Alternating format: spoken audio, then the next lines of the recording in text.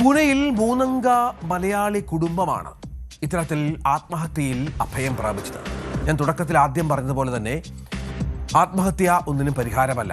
പ്രശ്നങ്ങൾക്ക് മറ്റുള്ളവരോടൊക്കെ തുറന്നു പറഞ്ഞ് കാര്യങ്ങൾ സംസാരിച്ച്, ഇപ്പോൾ സാമ്പത്തികമായ വിഷയമാണെങ്കിലും എന്തെങ്കിലും വ്യക്തിപരമായ മറ്റ് പ്രശ്നങ്ങളാണെങ്കിലും ഒക്കെ സുഹൃത്തുക്കളോ ബന്ധുക്കളോ ഒക്കെ കാണുമല്ലോ. അവരോടൊക്കെ സ്വാഭാവികമായും അത്തരത്തിലുള്ള കാര്യങ്ങൾ ഷെയർ ചെയ്ത് മുന്നോട്ട് പോകാനുള്ള ഒരു കറേജ് ആദ്യം ആർജിക്കുക എന്നുള്ളതാണ് എല്ലാവരും ചെയ്യേണ്ട ഒരു കാര്യം. ഇവിടെ ഈ മൂന്നംഗ മലയാളി കുടുംബം, അവർ പ്രധാനമായും എഞ്ചിനീയറിംഗ് ബിരുദധാരിയാണ്. ഈ ഭർത്താവ്, ഈ ആത്മഹത്യ ചെയ്ത ഈ വനിതയുടെ ഭർത്താവ് എഞ്ചിനീയറിംഗ് ബിരുദധാരിയാണ്. വളരെ പ്രധാനപ്പെട്ട നിലയിലൊക്കെ ജോലി ചെയ്ത ആളുകളാണ്. ഇപ്പോൾ പിംപ്രി മോർവാഡിയിലെ കരിഷ്മ ഗ്ലോറി ഫ്ലാറ്റിലാണ് മലയാളികളെ ആകെ ഞെട്ടിക്കുന്ന ആ സംഭവം ഉണ്ടായത്.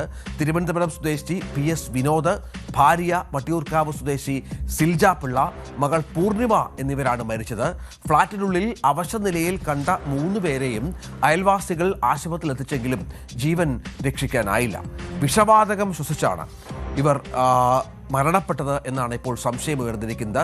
നേരത്തെ പറഞ്ഞതുപോലെ സാമ്പത്തികമായ ഒരുപാട് ബാധ്യതകൾ ഈ കുടുംബത്തിലുണ്ടായിരുന്നു എന്ന് സൂചിപ്പിക്കുന്ന ആത്മഹത്യാ കുറിപ്പ് കൂടി ഇപ്പോൾ പോലീസ് കണ്ടെടുത്തിട്ടുണ്ട്. വിനോദ് ഓൺലൈനായി വരുത്തിയത് എന്ന് കരുതുന്ന സോഡിയം നൈട്രേറ്റ് അടങ്ങിയ പാത്രവും കുറിപ്പിനൊപ്പം കണ്ടെടുത്തു. അഹമ്മദാബാദ് IIM-ൽ കമ്പ്യൂട്ടർ സയൻസ് പഠിച്ചയാളാണ് വിനോദ് എന്നോർക്കണം. ഭാര്യ സിൽജ ഒരു സ്കൂളിൽ കോർഡിനേറ്ററായി ജോലി ചെയ്തു വരികയായിരുന്നു. ഇതിനിടയിലാണ് കുടുംബത്തെ വല്ലാതെ അസ്വസ്ഥമാക്കുന്ന, ബാധിക്കുന്ന പ്രശ്നങ്ങൾ ഉണ്ടാവുകയും തുടർന്ന് അവർ ആത്മഹത്യയിൽ അഭയം പ്രാപിക്കുകയും ചെയ്തു.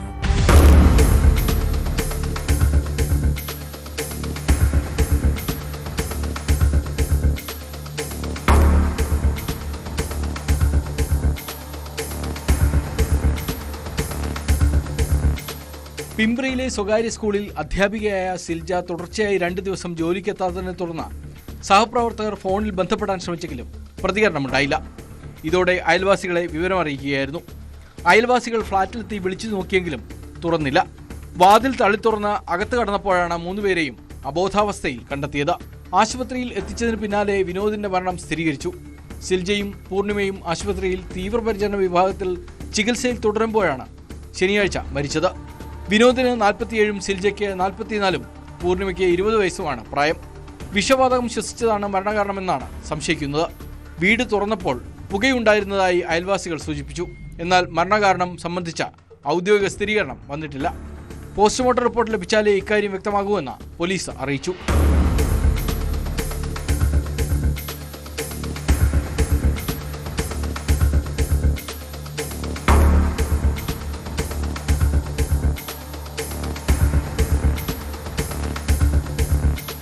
പിംപ്രി മോർവാഡിയിലെ കരിഷ്മ ഗ്ലോറി ഫ്ളാറ്റിലാണ് സിൽജയും കുടുംബവും താമസിച്ചിരുന്നത്.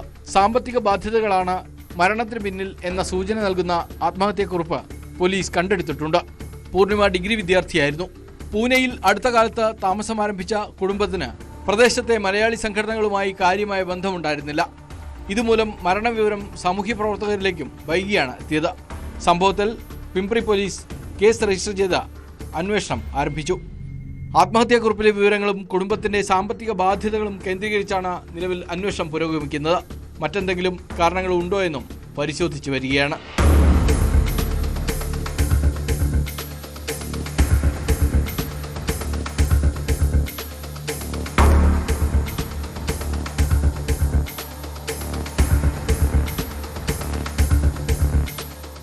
ന്യൂസ് 18 പൂനെ. കൂടുതൽ വാർത്തകൾക്ക് news 18 Keralam YouTube channel subscribe ചെയ്യുക.